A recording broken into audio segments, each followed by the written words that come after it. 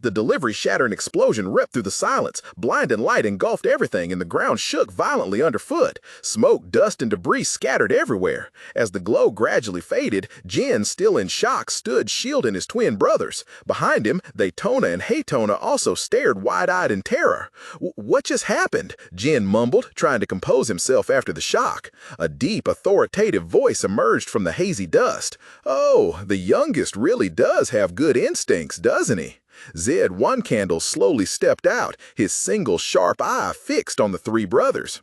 The sturdy marble floor now bore a crater with cracks radiating like a spider web. Zed casually explained, "That's right. If you hit that rock too hard, it will explode as it just did. You are the first ones not to be injured after Luna. Most of your older siblings have learned from me, so this rough display can be considered a coming-of-age ritual. I didn't think there'd be another child unharmed." Hearing the praise, Jin looked up, his eyes regaining their composure. He politely raised his hand. "Uncle, may I ask how Sister Luna avoided it?" Zed paused for a moment, crossed his arms over his chest, and pondered quietly. He replied, an unreadable smile on his lips. "I think you'll be disappointed if you hear the answer. All your brothers were, too." Jin looked directly at his uncle, his gaze steady and unwavering. "That's all right." Zed Runcandel's voice resonated, carrying a distant memory. "Luna, to be precise, unlike you, she didn't evade it at all." A scene from the past flared vividly. Amidst the blinding light of an explosion, Luna stood there, facing it head-on. Like her siblings, she endured the full force of the impact. With a thunderous roar, the flames engulfed her small figure. "But," Zed continued, his voice full of admiration, "the girl was too tough. She wasn't harmed at all." As the smoke gradually cleared, Luna emerged, her entire body intact without a scratch. She stared in astonishment at her own body, seemingly unable to believe her own resilience. The memory faded, returning the space to the rigorous training ground. Jin, Daytona, and Haytona stood silently, their faces showing a hint of surprise at the story of their eldest sister. Zed sternly declared, "All right then, from now on, all three of you must strike this transparent rock until you can produce a clear sound at any time and in any situation. Understood?" "Yes," Jin replied decisively. Beside him, the twins mumbled a hesitant, "Yes?" The scene shifted to a luxurious room, where warm golden sunlight streamed through the window. Luna, now a beautiful young woman, sat on the sofa, leisurely reading a book. An elderly maid carefully brought a tea tray closer. "Miss." The delivery should gently place the teacup onto the saucer, the porcelain clinking sharply. "Ah, nurse, thank you," she said, her voice thoughtful. "This is about what you told me before, but—" The old nurse, with a calm demeanor, immediately replied, "Yes, you are referring to the brother who attempted to assassinate young Master Jin, aren't you? I suspect the two young ladies, Mew and Anne. Considering how they are trying to restrain young Master Jin, I believe it's very likely they are behind this." Luna frowned, looking skeptical. They might act impulsively, but would they truly dare to do that? Are they insane enough to attempt an assassination within Storm Castle? Eliminating a rival in the succession struggle right here is strictly forbidden. Moreover, if Father were to hear of such a plan, the family would be in disarray, and their own lives would be in danger, wouldn't they? The nurse looked calmly at her mistress. Then what about the possibility that young Master Jin was lying or misunderstood? The memory of a 10-year-old boy with cautious eyes flashed through Luna's mind. He was only 10 then, so I believe both scenarios are possible. Honestly, we've investigated for 5 years since then, but without any results. I don't think Jin would lie.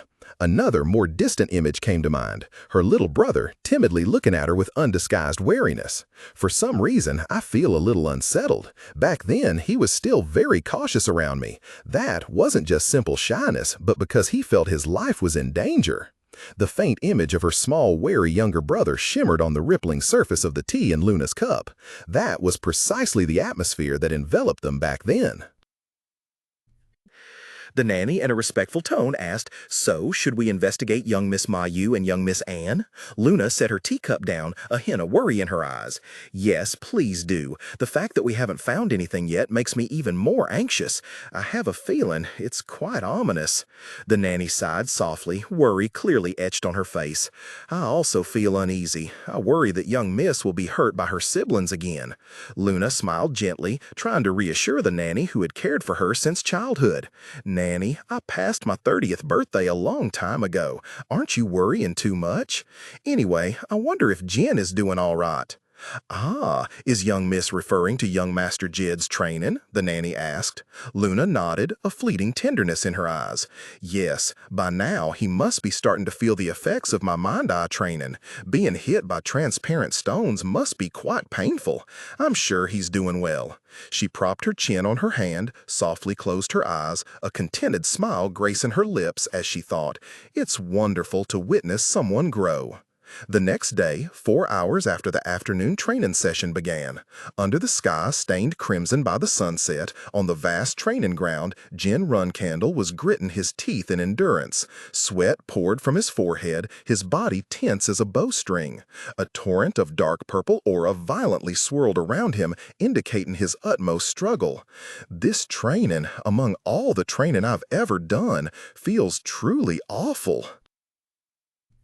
The delivery should have blazing orange sunset, Zed Runcandel coldly declared 5-minute break. Hearing this, Jin and his 2 older brothers immediately relaxed their bodies, sweat pouring down their exhausted faces. However, this was no ordinary break. Jin sat cross-legged, his sword upright before him, both hands gripping the hilt. He contemplated deeply, his gaze resolute.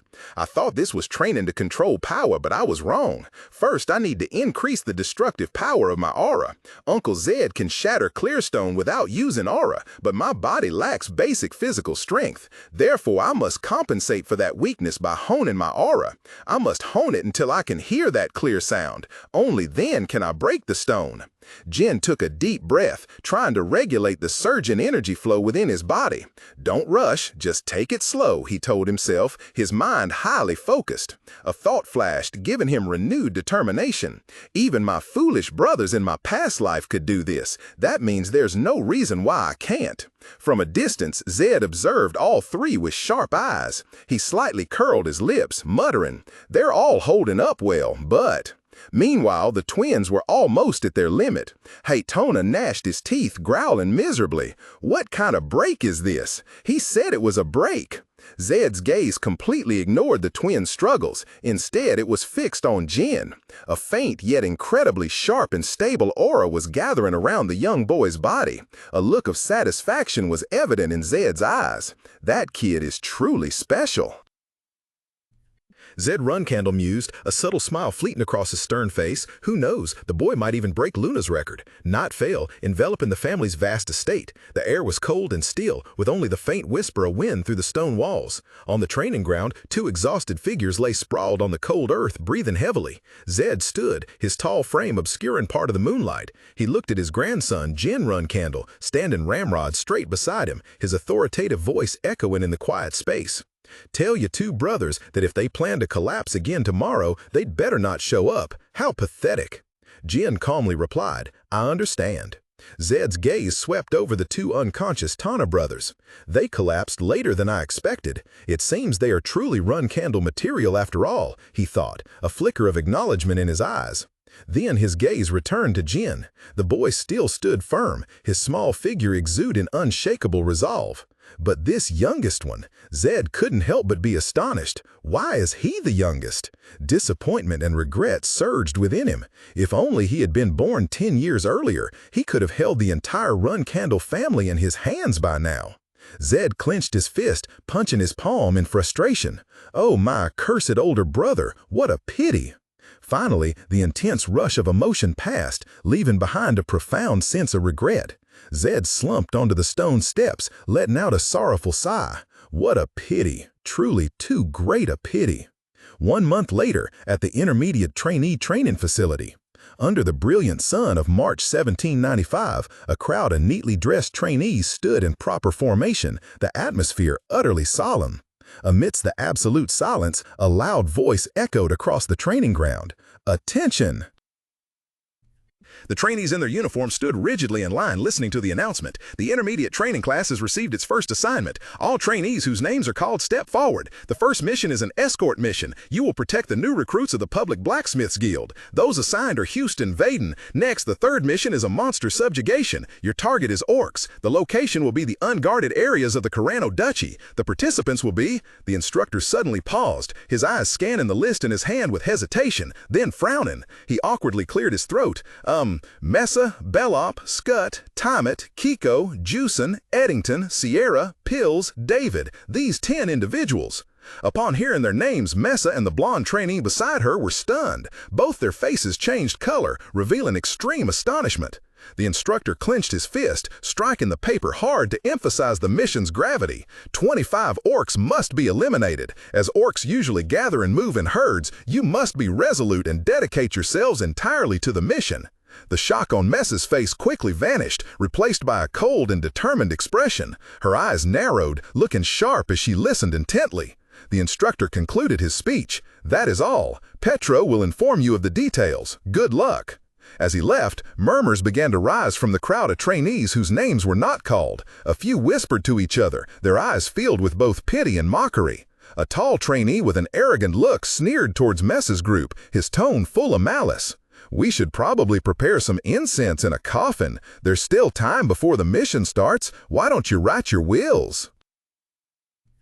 Or do you want to beg young Master Jin, please save us, I'm so scared? His derisive laughter had barely faded when a blonde knight from the opposing group roared in anger. What? Seeing her comrade Tainment about to lose control, Mesa Milcano placed a hand on his arm, stopping him. Her voice was calm yet impactful. "Hold yourself, Tainment. We're not strong enough to fight them yet. We still have a mission ahead. Getting injured now would be very troublesome."